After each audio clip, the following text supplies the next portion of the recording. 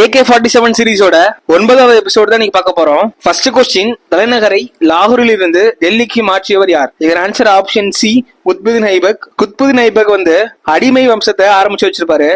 Russia டெல்லியை ஆண்ட முதல் பெண் அரசியா இருந்திருப்பாங்க. இல்துமிஸ் 40 குழுவை ஆரம்பிச்சு வச்சிருப்பாரு. இந்த 40 குழுவை அளித்தவர் யாருன்னா கியாசுதீன் பால்பன். நெக்ஸ்ட் கொஸ்டின், வேளாண் நிலங்களை முறையாக அளந்து நிரந்தர வரி விதித்தவர் யார்? இதுக்கு answer option B, Alauddin Khilji. Ghiyasuddin Balban ஒற்றர் துறையை நிறுவியிருப்பாரு. பெரோஷா துக்ளக் வேலை வாய்ப்புக்காக ஒரு அலுவலகத்தை நிறுவியிருப்பாரு. முகமது பின் துக்ளக் அடையாள நாணய முறையை அறிமுகப்படுத்தியிருப்பாரு.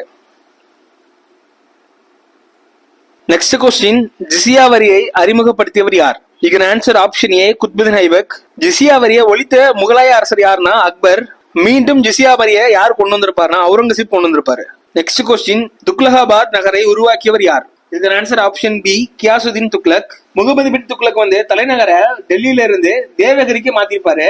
நெக்ஸ்ட் கொஸ்டின், பாலம் பவேலி கல்வெட்டு எந்த மொழியில் இருக்கிறது? இதுக்கு ஆன்சர் ஆப்ஷன் பி, சமஸ்கிருதம். உங்களுக்கான கொஸ்டின் என்னன்னா, லாக் பக்ஸ் என்று அழைக்கப்படுபவர் யாருன்னு சொல்லிட்டு மறக்காம கமெண்ட் செக்ஷன்ல கமெண்ட் பண்ணுங்க. தேங்க்யூ.